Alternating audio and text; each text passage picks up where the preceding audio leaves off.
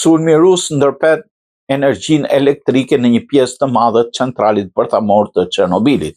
Një sulm ajror rus ka dëmtuar rrjetin elektrik që furnizon me energji strukturën mbrojtëse të re në termocentralin bërthamor të Çernobilit, objekt që mbulon pjesët e reaktorit të dëmtuar gjatë katastrofës të vitit 1986. Lajmi është bërititur nga Ministria e Energjisë së Ukrainës. Sipas njoftimit zyrtar, si pasojë e luhatjeve furnizimit me energji, këllofi mbrojtës i ri një strukturë thelbësore që izolon njësinë e 4 të dëmtuar dhe ndalon lirimin e materialeve radioaktive në midis ka mbetur pa energji elektrike.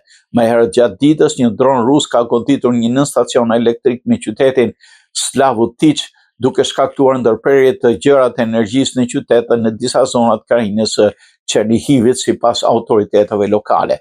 Nuk është hera parë që kjo strukturë goditet. Muajin shkurt, një tjetër dron rus i tipit Shahid kishte goditur të njëjtin objekt mbrojtës mbi reaktorin e 4, edhe pse struktura pësoi dëmtime, nuk pati atëherë rrjedhje serioze radioaktive. Ndërkohë, situata në termocentralin tjetër bërthamor në Zaporizhia, më i madhi në Evropë, vijon të jetë kritike. Ky impiant ndodhet në kontrollin e forcave ruse që nga marsi i vitit 2022 dhe aktualisht është shkëputur nga rrjeti elektrik i Ukrainës për më shumë se 100 orë, një rekord i rrezikshëm.